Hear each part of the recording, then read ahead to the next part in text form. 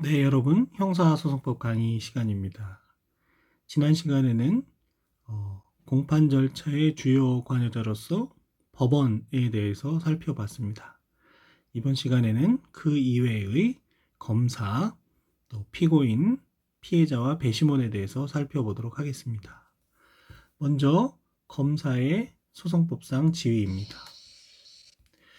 검사는 수사, 공소제기, 공판, 재판의 집행으로 이어지는 형사 절차의 모든 단계에 관여하기 때문에 다양한 소송법상의 역할을 수행을 하지요.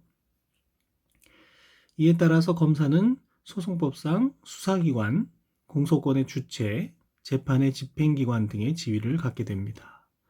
먼저 수사기관인데요. 검사의 수사권과 사법경찰관리와의 관계 등에 대해서는 앞서 수사기관의 의의를 공부하면서 살펴본 바가 있습니다. 그에 가름하고요.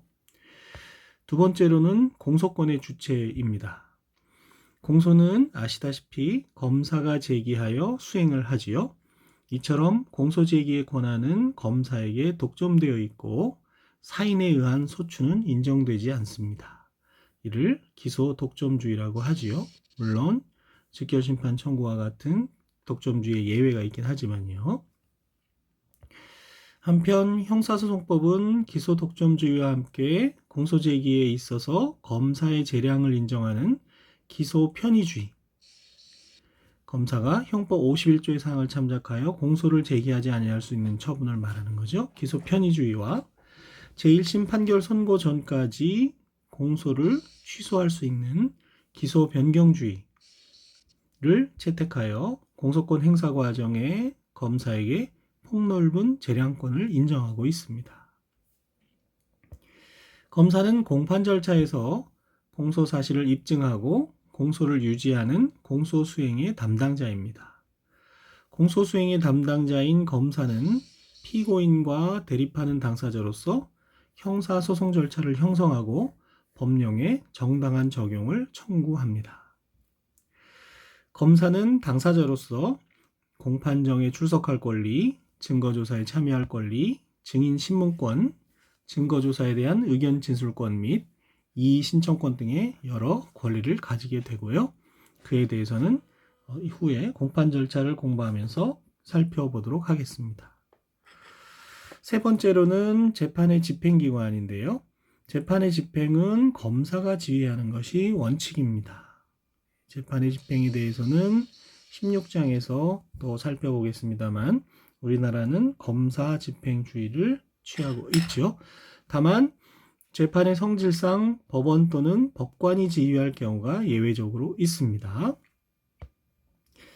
여기서 재판의 집행이란 유죄 판결의 집행뿐만 아니라 영장 등과 같은 강제 처분의 집행도 포함합니다.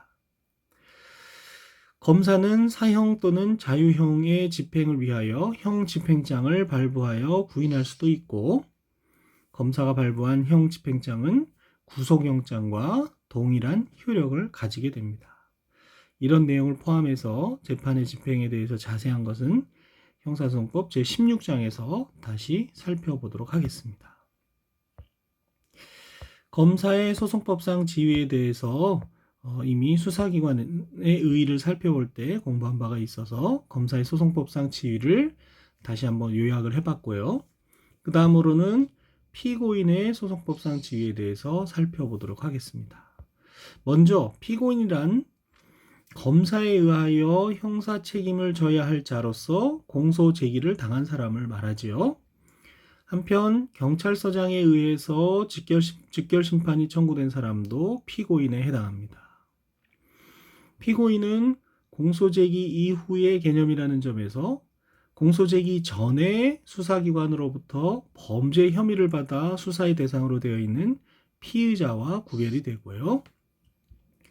확정 판결 이전의 개념이라는 점에서 유죄 판결이 확정된 수형자와도 구별이 됩니다. 결국 피의자가 공소제기가 되면 피고인이 되고 피고인이 유죄 확정 판결을 받으면 수형자가 되는 것이지요.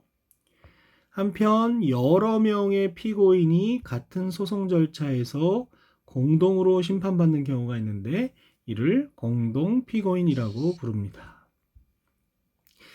그리고 공동피고인 중에 한 사람에 대하여 다른 피고인을 실무상 상피고인이라는 표현을 쓰기도 합니다. 그래서 대법원 판례를 읽다 보면 상피고인이라는 용어가 등장하기도 합니다.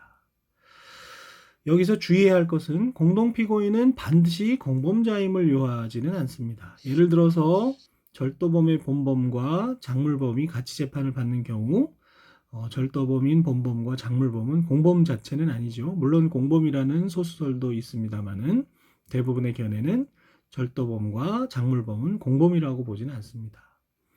그래서 수개의 사건이 동일 법원에 계속되어 있는 경우에 불과하게 되는 거죠. 이런 경우는. 따라서 공동피고인에게 소송관계는 별개로 존재하고 공동피고인에 대하여 생긴 사유는 원칙적으로 다른 사람에게 영향을 미치지 않습니다. 다만 피고인의 이익을 위하여 원판결을 파기하는 경우에 파기 이유가 상소한 공동피고인에게 공통된 때에는 그 공동피고인에 대하여도 원판결을 파기하여야 한다는 규정을 두고 있습니다. 이 부분에 대해서는 13장의 상소 부분에서 좀 더 자세히 살펴보도록 하겠습니다. 이와 같은 의의를 갖고 있는 피고인은 소송법상 어떤 지위를 갖게 될까요? 첫 번째는 당사자로서의 지위입니다. 피고인은 검사의 공격에 대하여 자신의 정당한 이익을 방어하는 수동적 당사자가 되겠습니다. 이런 의미에서 검사가 공소권의 주체라면 피고인은 방어권의 주체가 되겠습니다. 그래서 피고인에게 가장 중요한 것은 방어권의 문제가 되는 것이죠. 방어권의 주체가 되겠습니다. 피고인은 당사자로서 실체 형성과 절차 진행에 적극적, 소극적으로 참여할 수 있는 각종의 권리를 가지게 되고요. 피고인의 권리에는 방어권과 더불어서 소송 절차 참여권이 포함이 되겠습니다. 피고인은 한편 증거 방법으로서의 지위도 갖게 되는데요. 피고인은 증거 방법으로서의 지위도 가지지만 피고인에게 증거 방법으로서의 지위를 인정한다고 해서 피고인을 단순히 조사의 객체로 취급하는 것은 아니고 증거 방법으로서의 지위는 당사자로서의 원칙적 지위에 지장을 주지 않는 범위에서 인정되는 보조적 지위로 이해돼야 할 것입니다. 증거 방법으로서의 지위는 인적 증거 방법으로서의 지위, 피고인의 진술 같은 것이 증거로 쓰이는 것이죠. 그 밖에 물적 증거 방법으로서의 지위, 피고인의 신체나 정신 상태 등과 같은 물적인 것들이 증거로 쓰일 수도 있지요. 이렇게 증거 방법으로서의 지위와 인적 증거 방법으로서의 지위와 물적 증거 방법으로서의 지위로 나눠지고요. 피고인의 인적 증거 방법으로서의 지위와 관련하여 피고인이 증인이 될 수 있느냐, 증인 적격이 문제가 되는데요. 영미에서는 피고인이 진술 거부권을 포기하고 증언할 수 있음을 인정을 하고 있습니다. 그러나 우리 현행법상 증인은 제3자임을 요할 뿐만 아니라 피고인에게 증인 적격을 인정하면 피고인에게 보장되어 있는 진술 거부권을 무의미하게 하게 됩니다. 증인에게는 증언 의무가 인정되기 때문에요. 그래서 피고인의 당사자로서의 지위를 침해할 수 있으므로 우리 현행 형사소송법의 해석상 피고인의 증인 적격은 부정된다는 것이 지배적인 견해가 되겠습니다. 이와 같이 피고인은 당사자로서의 지위와 증거 방법으로서의 지위 이외에 또 세 번째로 절차의 대상으로서의 지위도 갖게 됩니다.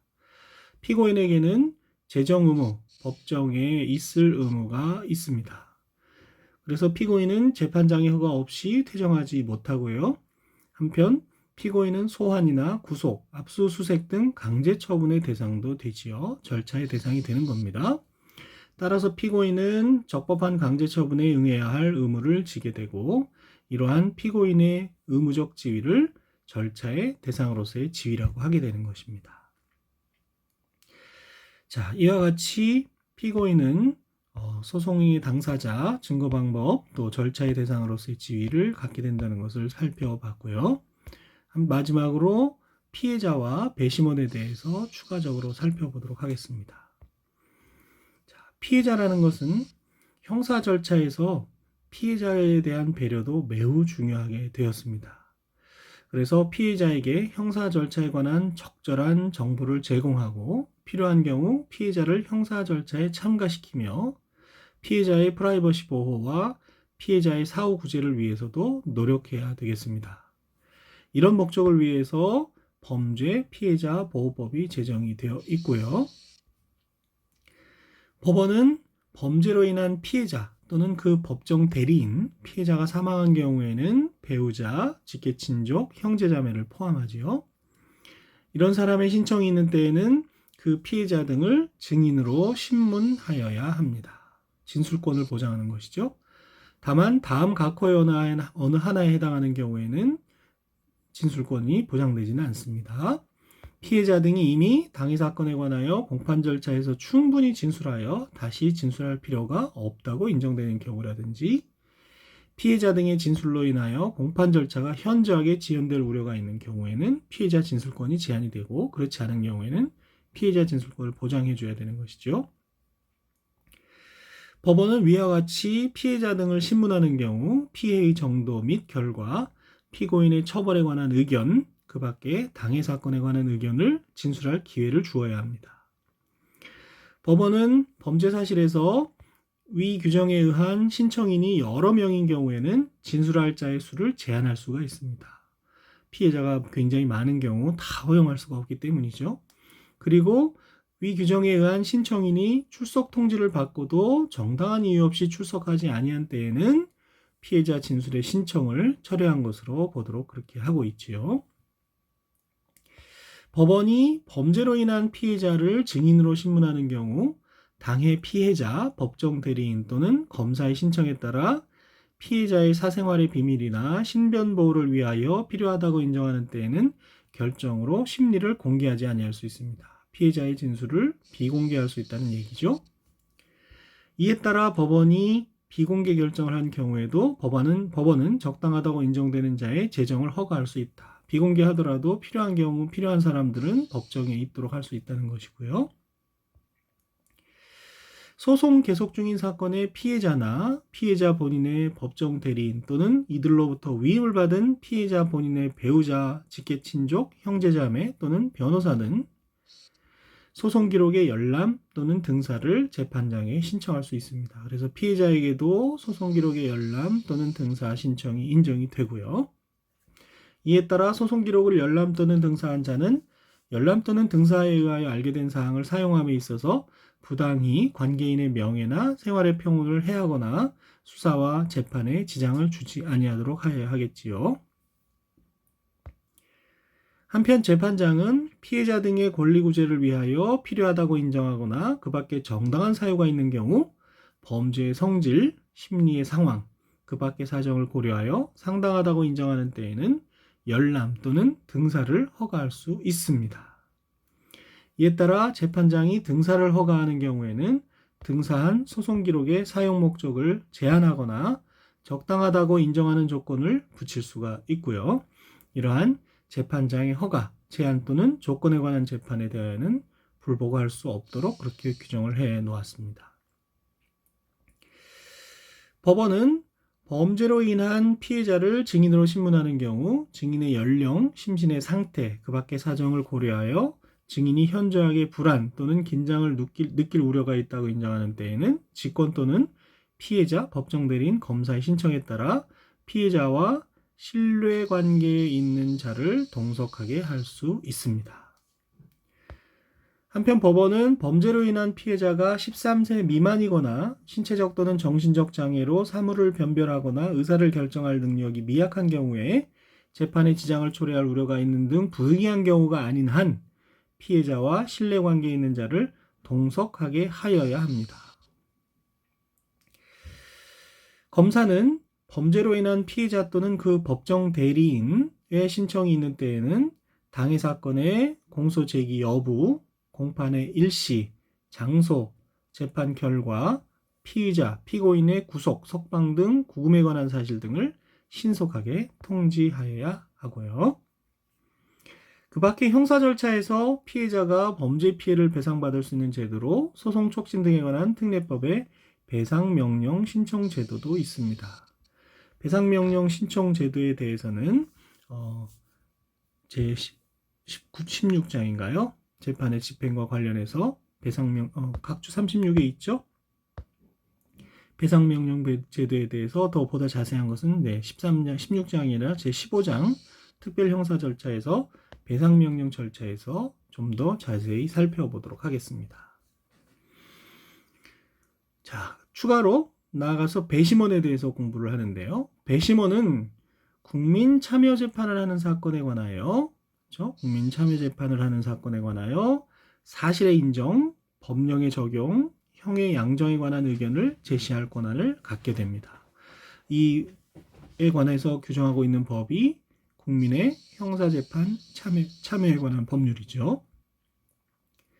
배심원은 법령을 준수하고 독립하여 성실히 직무를 수행하여야 하며 직무상 알게 된 비밀을 누설하거나 재판의 공정을 해하는 행위를 하여서는 아니 되겠습니다. 배심원은 만 20세 이상의 대한민국 국민 중에서 국민의 형사재판 참여에 관한 법률로 정하는 바에 따라 선정이 되고요. 재판장은 변론이 종결된 후 법정에서 배심원에게 공소사실의 요지와 적용 법조, 피고인과 변호인 주장의 요지, 증거 능력, 그 밖에 유의할 사항에 관하여 설명하여야 합니다. 이 경우 필요한 때에는 증거의 요지에 관하여 설명할 수 있고요. 심리에 관여한 배심원은 위와 같은 설명을 들은 후 유무죄에 관하여 평의하고 전원의 의견이 일치하면 그에 따라 판결합니다. 다만 배심원의 과반수의 요청이 있으면 심리에 관여한 판사의 의견을 들을 수가 있습니다. 만약에 유무죄에 관하여 배심원 전원의 의견이 일치하지 않는 때에는 판결을 하기 전에 심리에 관여한 판사의 의견을 들어야 합니다. 이때는 들어야 하고요. 이 경우 유무죄의 판결은 다수결의 방법으로 하게 됩니다. 만장일치가 안 되면 다수결의 방법을 하게 되고, 심리에 관여한 판사는 평의에 참여하여 의견을 진술한 경우에도 판결 자체에는 참여할 수 없습니다. 결정에는 참여할 수 없는 거죠. 토의 과정에는 참여할 수 있지만요. 배심원의 판결이 유죄인 경우 배심원은 심리에 관여한 판사와 함께 양형에 관하여 토의하고 그에 관한 의견을 개진하게 됩니다. 재판장은 양형에 관한 토의 전에 처벌의 범위와 양형의 조건 등을 설명하여야 합니다. 다만 배심원의 판결과 양형에 관한 의견은 법원을 기속하지는 않게 됩니다. 법원이 그에 반드시 따라야 하는 것은 아니라는 것이죠. 이런 점에서 국민의 형사재판 참여에 관한 법률의 한계도 있다고 보여지긴 하는데요. 보다 자세한 것은 아래 10장 공판절차 제5절 공판절차의 특칙에서 한 번 더 살펴보도록 하겠습니다. 그래서 이번 강의에서는 공판절차의 주요 참여자로서 법원 이외의 검사, 또 피고인, 피해자와 배심원에 대해서 살펴보았습니다. 다음 시간에는 본격적으로 공판절차에 대해서 공부해 보도록 하겠습니다. 여러분 수고하셨습니다.